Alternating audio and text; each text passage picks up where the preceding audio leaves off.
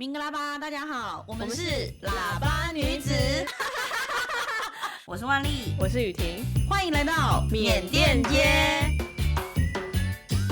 欢迎回到明格拉巴缅甸街，这是一集合作的节目，由慢工文化联手法国籍缅甸观察家德波米，还有被消失的香港作者刘广成跨国共同制作的一本书。这本书的名字叫做《缅甸最后一搏》。那这本书的书名是 Myanmar the Last Day。 那这部纪实漫画呢，它是以漫画去描述缅甸政变的始末，而且会在缅甸政变的2周年，也就是2月1号推出。那这本新书呢也会提供网站，那网站上呢你可以看到英文、泰文和缅文版的翻译。那这本书很希望透过打破国界，然后去召唤更多关心民主自由的读者，去借由阅读缩短距离，然后去持续声援奶茶联盟的伙伴，并以漫画串联抵抗集权。这本新书《缅甸最后一搏》和明格拉巴缅甸街合作的期间，只要在我们的3季购买这一本纪实的漫画，慢工文化就会把收入的1成捐给台湾声援缅甸联盟，和我们大家一起声援缅甸。我们今天这一集的节目也非常的特别，是因为我们访问到了一位我自己是认为算是重量级的人物啦。过去我们访问的内容或者是我们访问的来宾里面，其实大部分都是由住在台湾的缅甸社群，然后或者是关心缅甸议题的人们来跟我们大家分享他们是怎么看待缅甸政变的议题，或者是说对于缅甸有一些什么样的实际的行动策略这样。但我们今天来宾的特别之处是，今天的来宾呢，就是他并不是住在台湾，然后他是因为来台湾出差，然后呢就是他在跟杜大哥他们见面的时候，然后我们就得知了他是一位曾经他爸爸是一位缅甸的之前的政治犯，然后因为参加了888民主运动事件，然后就是被逮捕，然后就是就被关了非常多年。那而且他的爸爸还是888民主运动的学生的领袖。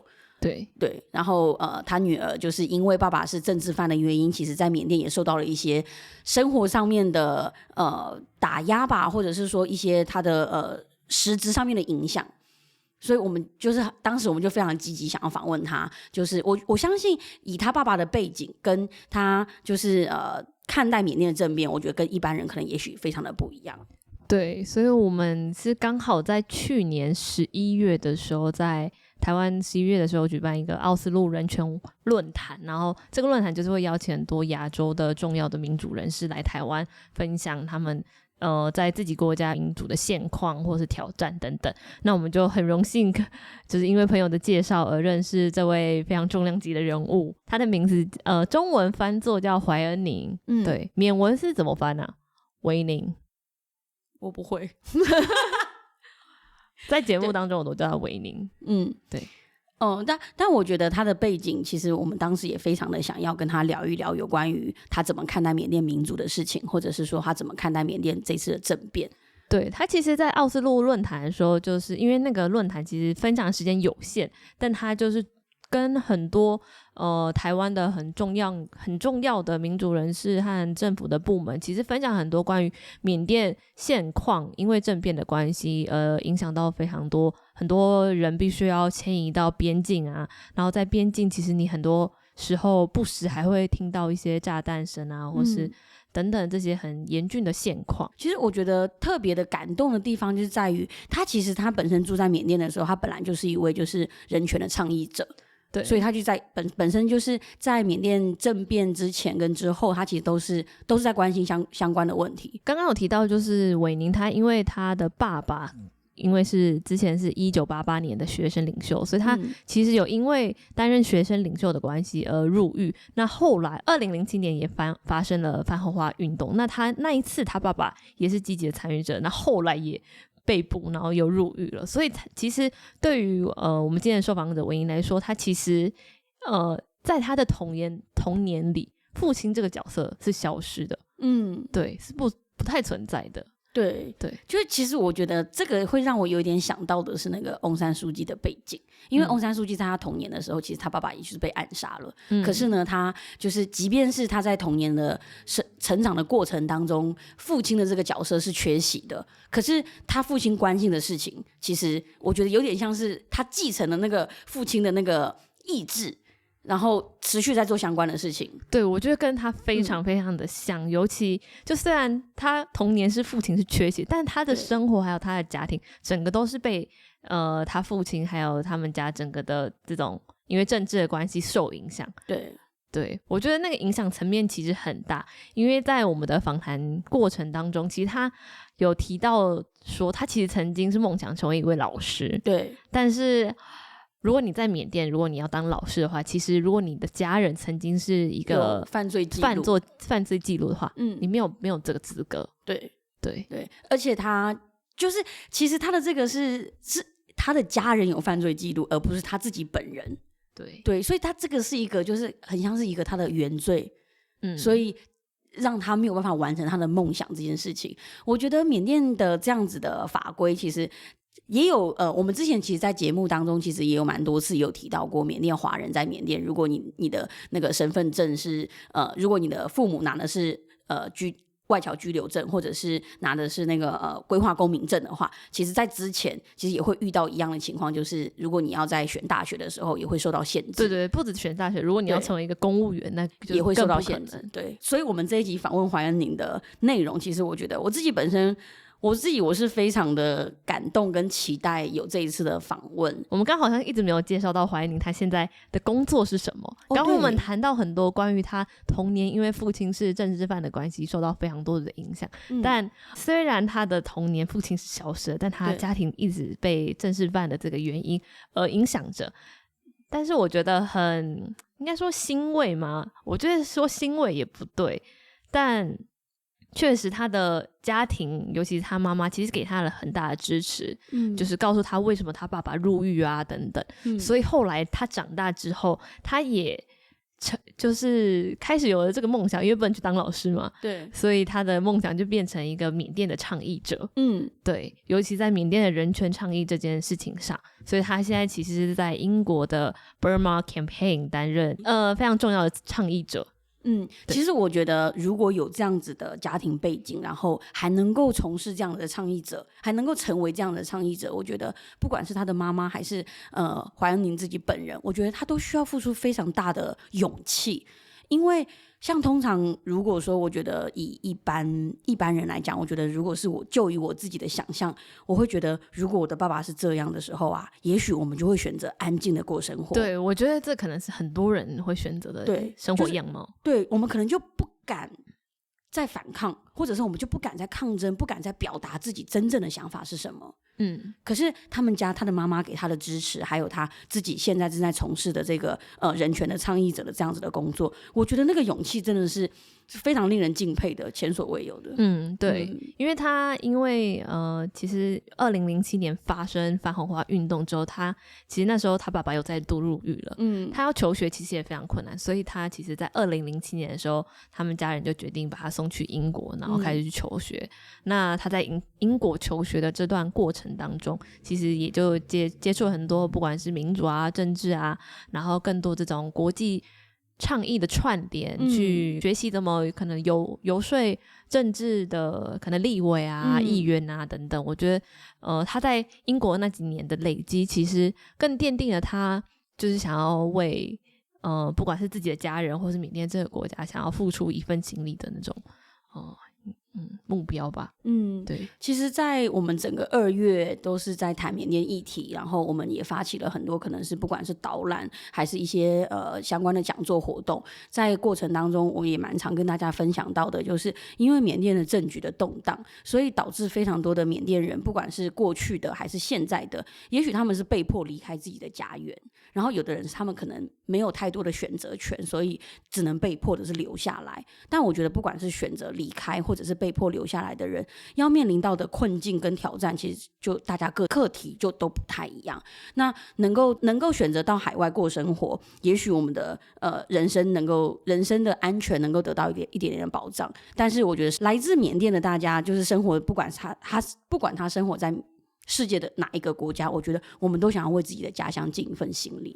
对，而且我觉得还有一点，我们在这次政片当中比较少看到的一个面向，就是关于政治犯在缅甸的状况。对，因为我们过去其实我们这个系列其实做了蛮多节目，包含我们从政变刚开始，我们访问了记者，访问了民主运动参与者或是学生等等，但其实我们一直很缺乏的面向是关于政治犯这件事情。因为我觉得政治犯他很难谈的原因，有一部分是因为就是要怎么去界定他是政治犯这件事情，我觉得是一件很困难。他很容易就是因为政局的关系或社会氛围的关系，你很可能一不小心就成为政治犯，但他真的有犯那么大的错吗？然后他真的有必要接受那么大的惩罚吗？我觉得这是就我们怎么去定义那个政治犯。对，然后但是在政治犯在缅甸却又遇到非常大的很多的挑战，对，或是非常多不人道的对待，对，我觉得这是我们缺乏在媒体上可以看到的面向。对，而且一方面是我们怎么去定义这个政治犯，还有另外一方面，我们一直以来缺乏这样子的视角去认识这样子的范围的原因是，如果他有这样的背景的时候，我们也很斟酌说要怎么样去直接的跟他进行访谈，然后把他的这样经历公开，因为对他来说不知道是安全的还是危险的。对，然后所以透过怀恩宁这样子的访问，他其实是就是说有点像是让我们更了解，尤其是身为政治犯家属的那种处境。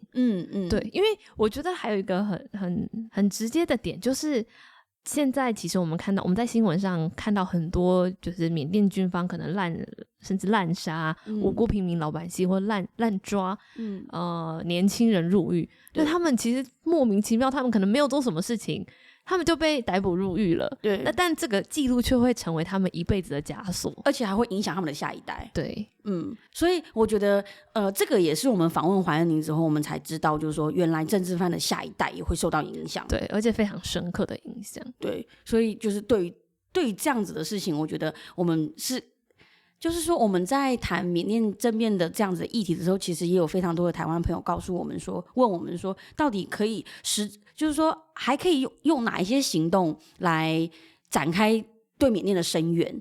但我觉得持续关注这个议题，去了解更多的细节，我觉得它就会是其中一个方法。对，我觉得包含这个面向，以及未来如果缅甸真的可以有幸可以真正走向民主化的话，我觉得这段对于这些政治受难者的转型正义的也是一个非常浩大的工程。是，那怀恩宁其实在这集也有跟我们大略的分享他自己的观察。我觉得这一集的内容对我们来说，我们在访问的过程跟在前置准备的时候，其实我们也非常的期待，因为这个视角过去是我们比较少接触到的。对，然后虽然因为怀恩宁他原本就是住在缅甸嘛，后来他又到了英国跟瑞士长期居住在那里，然后他是因为来到台湾然后出差，那所以我们跟他的对话呢，就是透过我们的主编，然后呢用全英文在跟他进行访谈跟对话。那如果各位听众朋友像万丽一样，就是没有办法对于全英文的内容就是有所了解，然后有需要一些额外的资料来补足或者是来补充，如果大家需要一些中文资料的补充的话，我们也有附上大略翻译的中文逐字稿，对，和中英文可以对照。对，我会在节目上架的时候会在我们的粉丝专页上面可以看得到，所以大家可以搭配着我们的中文字的部分，然后来听这一集的节目。对，这也是我们有史以来第一次用英文录节目，就是请大家敬请期待。对，对我们来说也是一大挑战呢。对，好，那我们接下来我们就来听怀恩宁的访问。Hello everyone, welcome back to Minglabam Little Myanmar podcast. I'm your host, Anna Lee. Today, it's a very special episode, and it's also the first time that we record this podcast in English. This episode is specially collaborated with Slow Work Publishing. Recently, Slow Work just published a graphic documentary called Burma, The Final Battle, which is about the Myanmar Spring Revolution that took place in February in 2021. So the upcoming February also marked the second year anniversary of the Myanmar military coup.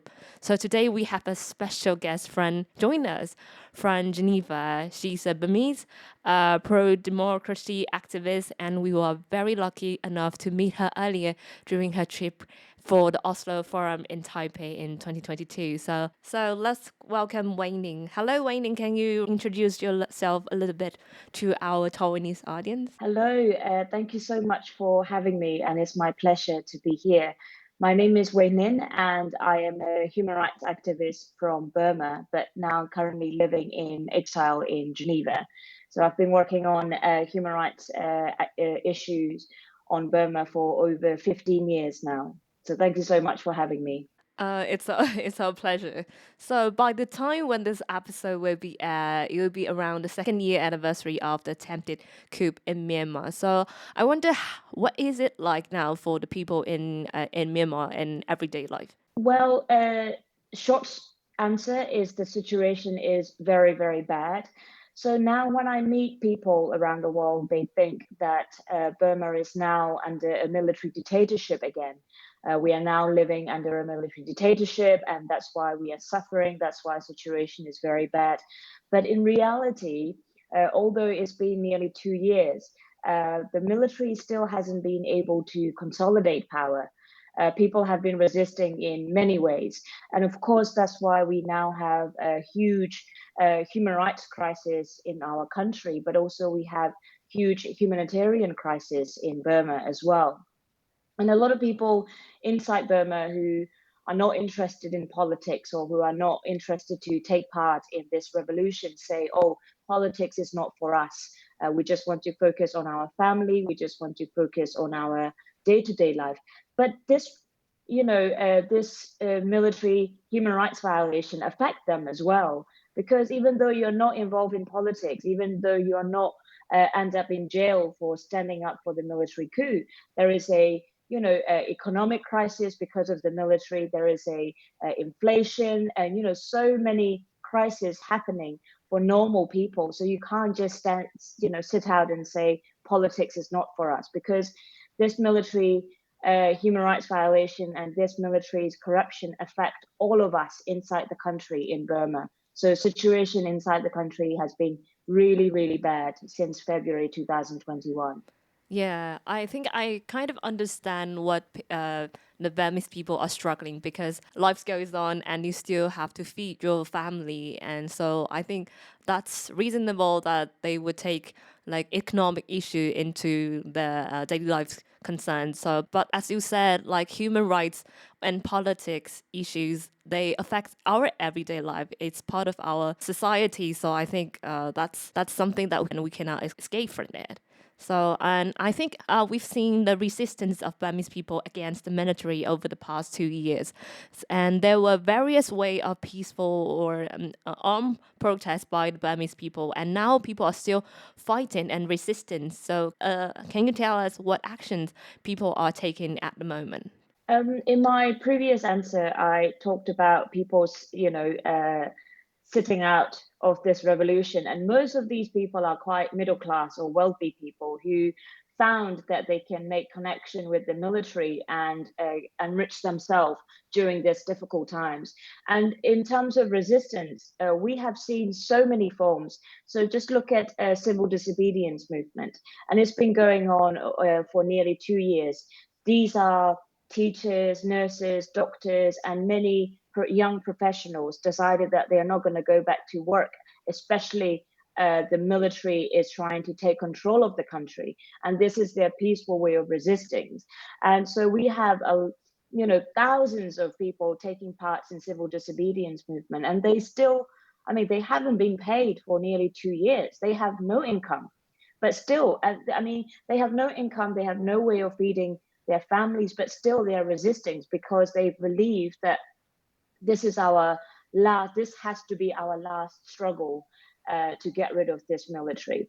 And also, of course, we saw in the beginning of the revolution, we saw mass protests, we saw people marching on streets, thousands of people. But now it doesn't happen anymore because of the military crackdown. We saw militaries being, killing people shooting people in the head, killing them.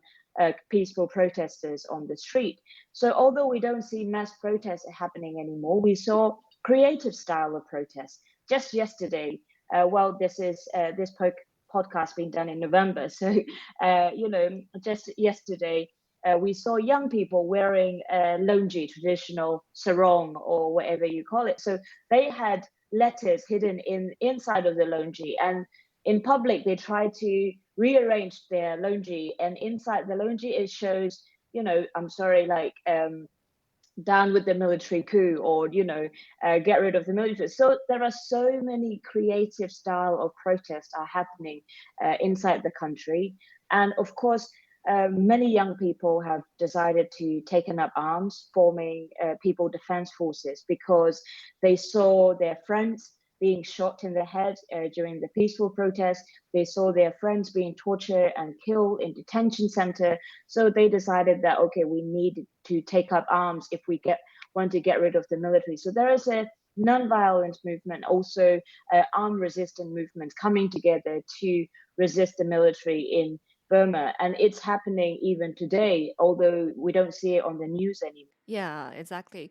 Like as you mentioned, that lots of people, they even lose their home and they have to fled the country to other places. So and you've mentioned in the Oslo Forum there were over a millions of Burmese people who have to flee the country to nearby countries like Thailand or other South Asian countries. So I wonder, what are the dear conditions now happening in the country?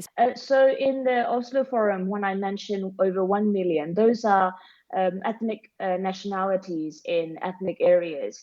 They had to flee from their homes because of the military airstrikes. So military has been conducting airstrikes every day in civilian areas, in ethnic areas. So over 1 million people now are living in jungle without food, shelter, or medication, because they had to flee from their home to survive their airstrikes. At the same time, we have thousands of people leaving the country to find safety and sanctuary, because, so for example, if you are involved in civil disobedience movement, you will end up in prison. So if you don't want to end up in prison, you have to flee. So you either go to ethnic armed control area to find sanctuary, or you end up going to Thai-Burma border or other countries. Of course, if you have the passport and if you have the mean, and you will get out of the country. So also we have a lot of former political prisoners or people on a wanted list, fleeing the country for their safety as well, so that they can continue their activities somewhere outside and collaborating with people inside the ground. So we have a lot of that happening. And of course, at the same time, when the coup happened, a lot of students in foreign countries decided to protest. They would go outside the Burmese embassy and they would protest, and they would call for the release of Aung San Suu Kyi and political prisoners. So those people become target of the Burmese embassy, and therefore the Burmese military as well. So they are afraid to go home. So the problem is that foreign countries, including the UK, and other countries, they don't give these students a temporary status, because these students don't necessarily want to apply for refugee status, because they don't want to give up their nationality. They want to go back home, and they want to go back to be with their family. All they're asking is, give us a temporary protective status so we can continue staying here in safety and continue helping our people in the country. But foreign countries, even democratic countries, fail to provide those status to these students. So now we have a lot of students in international country living in limbo, not knowing where their future is and not knowing what their status is going to be. So it's really sad as well. Yeah, indeed. It's very sad to see so many people who would like to go back to their home, to their homeland, but they are unable to do it.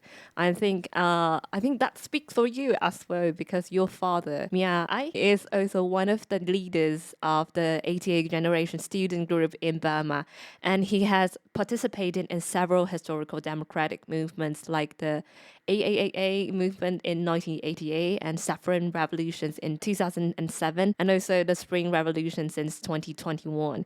And he's been detained by the military several times and sentenced to over 60 years in prison. So given such family background, I wonder, how do you spend your childhood in Burma? Because you also have to fled the country to UK in 2007. So I wonder, how is it like for you yourself to spend your childhood in Burma? Well, when I was, my dad was arrested when I was 5 months old.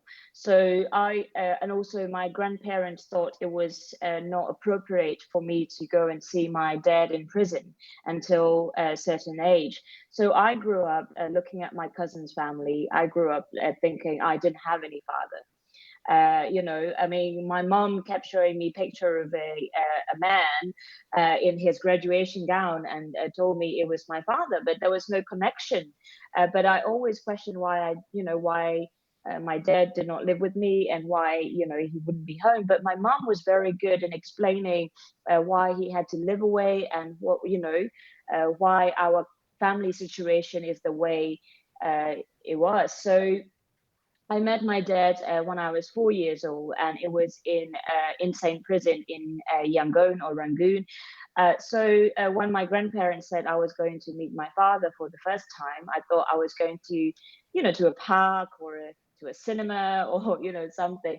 So when I arrived outside insane prison, it's a big, ugly, impressive building, colonial style. Yeah. So I thought, and then there were so many guards with guns and police. So I thought, well, my father was a very wealthy man. Oh. That's so. And then I arrived, and I realized the situation was completely different because I saw, there was a man that I realized from a photo. He was wearing handcuff, and he had a chain on his feet as well. So I realized that he was actually a prisoner in this big ugly compound. But when he was released, I mean, I really admire my parents, particularly my mom, because they really explained to me why why my dad is sacrificing everything and why he has to get involved in politics. And because of all these conversations we had when I was young, it really intrigued me about my interest in politics, and not politics, in human rights. I would question why other families have to live a normal life, or why other people are very poor. And I started to see the inequality in our society, and I started to see the cracks of human rights violations in our society from a young age. And of course, I became friends with my dad's friends, who are all former political prisoners and very, very, amazing human rights and democracy activists. So I learned that from a young age, that I wanted to be one of those people when I grew up. And of course, in 2007, I came to the UK because I couldn't continue my study in Burma. Because of my dad, I couldn't go to university. So I went to UK Is it like you were blacklisted? So I wanted to be a teacher in my country, but because my dad is at that time, a former political prisoner, he has all former political prisoner has criminal record in our country. So their children can't go to most of the university courses. And I wanted to be a teacher, but because of my dad's criminal record, I can't be a civil servant in my country. So that's not just me, that's for everyone who are the children of former political prisoners. So, but I was fortunate enough because my grandparents say, why don't you go to the UK for 6 months to study? And also they found me an internship at the British Parliament. So I arrived to the UK, and my dad got arrested for leading another peaceful protest. So I had two choices, whether one is to go back home and take part in protests and get arrested, and two is to speak out in the UK and use the platform that I have to raise awareness about what's going on inside the country. So I was really strongly advised to choose the second option, and I did. Sometimes I really regret not going back. But yeah, so sometimes I call myself an accidental human rights activist. So since then, I've been working on human rights issues, and it's really, I mean, it's very rewarding at times, but also it's very devastating at times as well. But we need to hold on to hope. So here I am still. Yeah, that's very brave of you. Yeah, I think like you mentioned, you've involved with politics or get in touch with political prisoners like from a very early age. And from what we have seen after each coup since 1988 or even earlier, a lot of activists were sent to jail because and become political prisoners. And like your father also has been detained almost every time. And it's a very long time that he had to serve in the jail. So can you tell us a little bit more about the situations for the political prisoners in Burma? It's so we now have over 13 to 15,000 political prisoners. And these are the numbers that we know because we don't know how many people have been detained in very remote ethnic areas, in military detention camps. And certainly we don't know how many Rohingya people have been detained for their, religion and for their beliefs. So but the situation of political prisoner is very, very critical in our country because most of these political prisoners are young people or just normal you and I. So most of these people are young people in university, or they just came out of university and started becoming a nurse or a doctor. So now they are in prison. And before they were sent to prison, they had to stay in detention center for many months, and where they get tortured a lot. There are a lot of reports on rape and sexual violence and other form of sexual harassment on both women and men, particularly towards LGBT group in detention center. So after they get sent to prison, they don't get medical treatment to treat all these injuries from torture. And most of them are, in their 20s or even younger, because they started getting involved in, protests last year, resisting the military coup, and now they're in prison. And the problem will be bigger when they get released from prison because they won't be able to go back to university.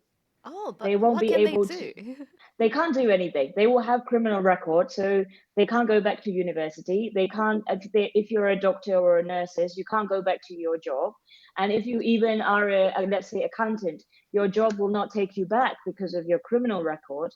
And you can't find new job because you have your criminal record. So there is no future for these young professionals who are supposed to be just living day-to-day life and pursuing their dreams, but they didn't. They stood up for their belief, and they stood up against the military dictatorship, and now they're in prison and they have no future when they come out of prison.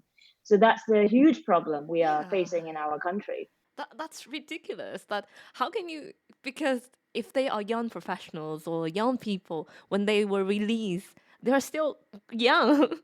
I mean, they still have. Yeah, they still have a lot of life. Yeah. They still have to.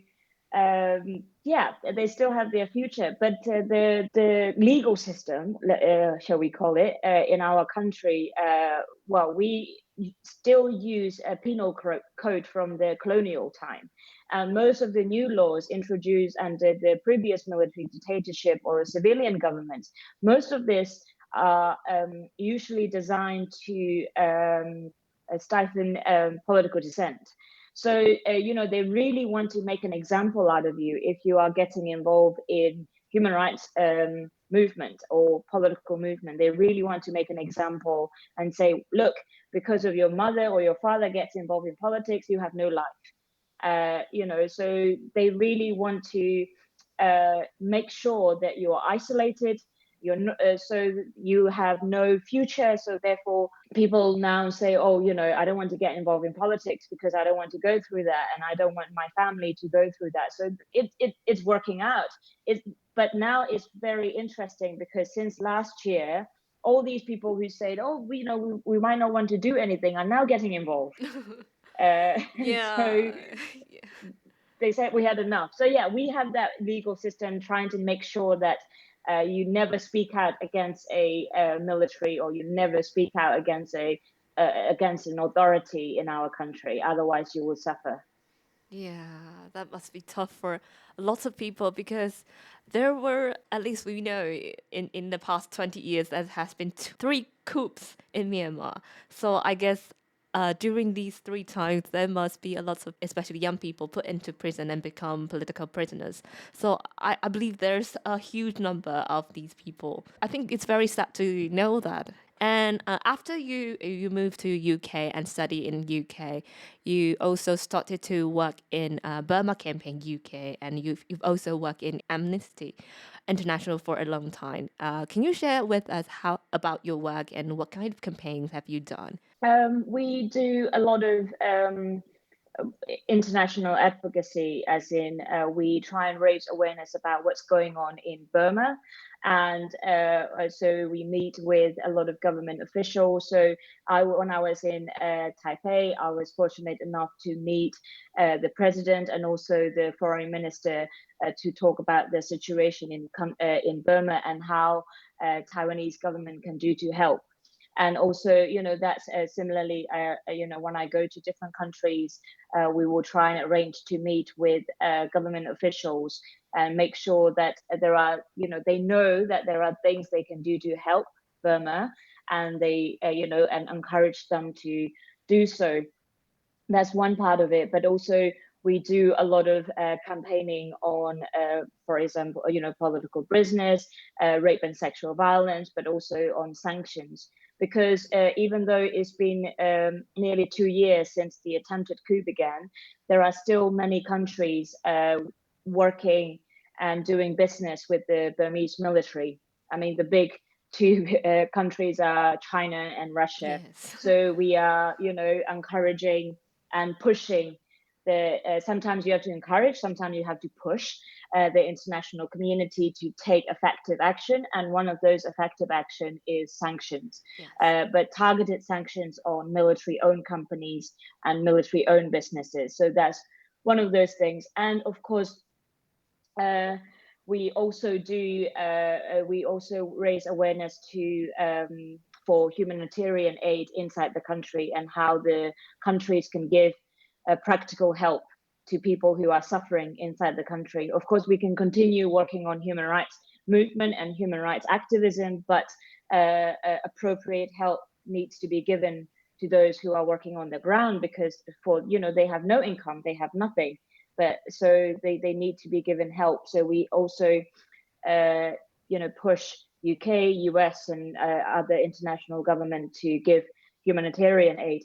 So sometimes it's interesting that some countries will be willing to help in money, to give some money towards human rights organizations on the ground, whereas they don't want to speak out openly about the human rights situation, because they don't want to damage the diplomatic relationship. I'm using diplomatic in air quotes, because there shouldn't be diplomatic relationship with the military anyway. So yeah, so we try and find a different way, and we try and research various way for international community to help people inside the country, and we raise awareness about that. And my main area is political prisoners.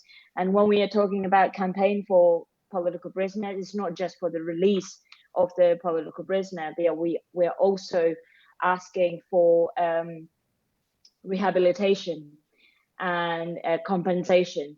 So we did that during the civilian government, under the Aung San Suu Kyi's government, because there were so many political prisoners who were released of prison, but like I was saying before, they had no future. They couldn't go back to university, or they couldn't find work. So we are saying there needs to be a compensation for their unlawful arrest and unlawful detention, but also they need to be giving rehabilitation, because they went through a lot of torture and they went through a lot of hard time inside prison. So we also ask for those help, and also to give help to families of political prisoners who are helping. So we do find or identify different areas that need attention and help, and we raise awareness, and it comes with a lot of research, so we can tell the government that, look, these are the things you can do. You're just not doing it because you don't have political will, so will you do it now? So we do it properly with care, research, and lobbying. So that's part of my work. Yeah. And then a lot of talking. Yes, of course. Like now, you're also doing the talking. Yeah, I think from what we have seen in Taiwan, because Taiwan has gone through the so-called White Terror. And for the past decades, there has been a lot of efforts in transitional justice in Taiwan. And I think it must be a very difficult process to deal with all this complicated stuff. Especially you have to speak to the families and you have to connect with the general public. And I think sometimes there might be some conflicts or dilemma between these two. So I wonder, what do you find most difficult in this whole process? I find it, I think both equally, I would say talking to international community and international actors is not difficult. It's easy because I am confident, and also, like I said, all of our asks come with proper research and proper analysis, so we can do that. But I find the process frustrating, very, very frustrating, because there are so many things they can do, and they are refusing to do that. And because they don't have political will, or they don't want to damage diplomatic relation with the countries in the region. And talking to families of activists and talking to families of political prisoners, I find it extremely difficult because most of the time when I talk to them, I'm listening to their stories about how their loved one being in prison and how their loved one being taken away. And I have to give them encouragement. I have to give them hope. And also, I just have to be there as an auntie or a daughter, or, I play a different role talking to families of political prisoners. But knowing that international community is reluctant to help people in my country, it's so to transform that frustration into some sort of hope and encouragement to people I'm talking to is extremely difficult. Yeah. To say them, and also I can't guarantee that their loved one will be released because we don't know that, right? So it's an extremely difficult process, but the most important part is that we are there for each other, to let them know that they are not alone. And, I'm listening to them, but also I'm trying to connect them with the different family members who are going through the same thing. So we are trying to form that solidarity network with each other, to encourage each other. So that's been good, but it's very, very difficult. Yeah, you're also a family to political prisoners, so I think I think the whole process also speaks for you. I think my personal experience of growing up, it gave me a lot of kind of insight on how what type of emotion are we going to be having, and what type of feelings are we having. So it gave me a lot of insight to talking with family. So I'm very grateful for that experience. But of course, because all these experiences can be quite isolating, so we just have to make sure that we are connected with each other. Yeah, exactly. Like we said earlier in this episode, in the beginning, there would be a book called Burma, The Last Battle, released recently. So in this comics, I think one of the message, it not only describes the whole revolution and movement that the Burmese people have gone through, but also I spread an idea. I personally find it very different compared to all the different groups. So I want to ask you first, so in your opinion, what has changed the most for the people in Burma after this coup in 2021? Well, I spent last 20 minutes talking about how devastating and how depressing the whole situation is. But there are so many positive things. We need to look at positive points as well. There are many positive things, and one of those things is that we are seeing the unity and solidarity between people, people as in different people from different ethnic groups, people from different religion groups. So during the coup last year, we saw a lot of people who are living in city areas say, oh, we didn't realize how the military have been attacking ethnic nationalities in ethnic area for so long, and we refused to see that, and they apologized.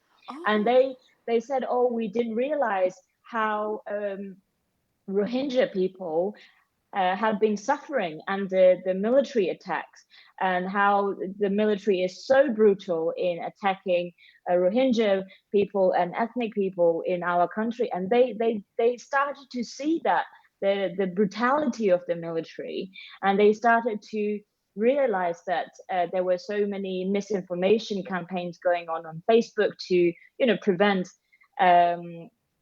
this sort of information coming out. So now we are seeing the sense of solidarity and unity between different groups and different ethnic nationalities, which is great. And in the past with the protests, they would call for democracy and freedom, but now people are calling for federal democracy. And what does that mean? Federal democracy with equal rights for all nationalities, all ethnic minorities. So, not just a federal. It has to be an inclusive model of federal democracy that guarantees the equality and inclusion of people regardless of your gender, sexual, orientation, ethnicity, or religion. So this is a huge achievement. So of course it will be a long way for the nation building process, but at least this is a great achievement, and people are starting to understand with each other, and we are already working on transitional justice, and we are already talking about how we can rebuild the country with peace and reconciliation. And of course, we are seeing different generations coming together. Mm-hmm. So my dad's generation, if they're not in prison, they are outside, protesting, they're outside helping young people in this resistance. And my generation, inside and outside the country, raising awareness, working on the ground, risking their lives in this resistance. And of course, younger generation like you, many of them in their 20s, either in armed resistance movement or either in non-violence movement. So we are all coming together, because this has to be our last battle. We can't just live under a military in our political system. We just have to get rid of this military once and for all if we want to rebuild the country. So there are many hopeful things. I think from what I've observed in Taiwan, in the Burmese community in Taipei, in Nanshijiao, I think I've also seen that solidarity and unity after the coup happened. I think in the past, like before the coup, you can't really see a sense of solidarity in this community. But I think sadly, it was because of this coup that people are coming together to fight for something they care about. So last questions.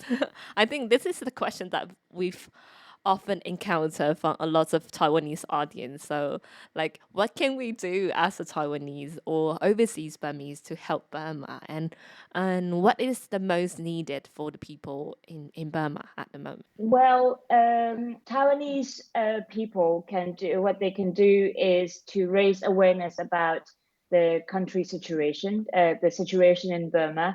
And also if you have a chance to meet with legislators or other government officials, you can encourage them to give a temporary status visa to students who are living in Taipei, or even, as I mentioned earlier, there will be a lot of young professionals in our country with no future. So if you can give a temporary visa for them, it will be beneficial for Taiwan as well.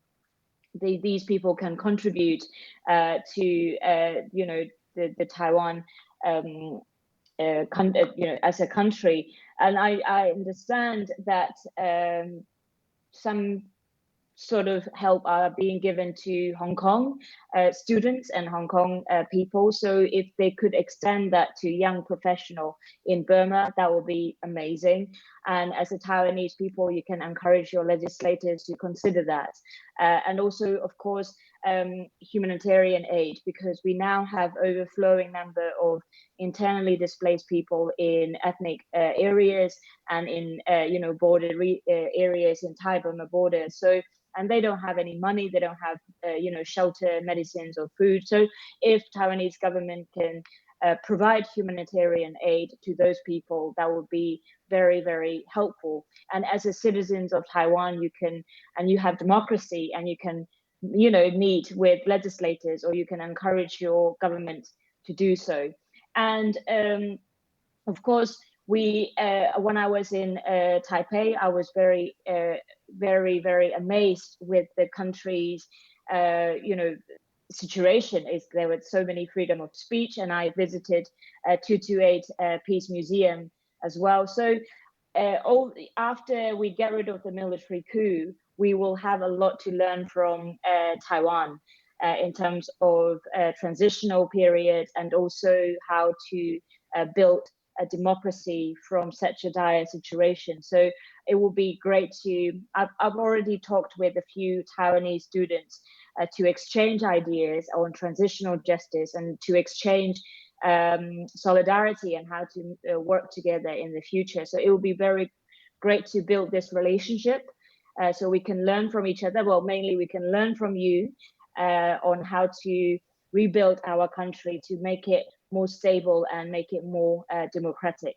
Of course, solidarity goes both ways. So I know Taiwan is facing a very interesting time at the moment. So if there are anything we can do to help as Burmese human rights activists, please let us know, and we will be there for sure. So thank you.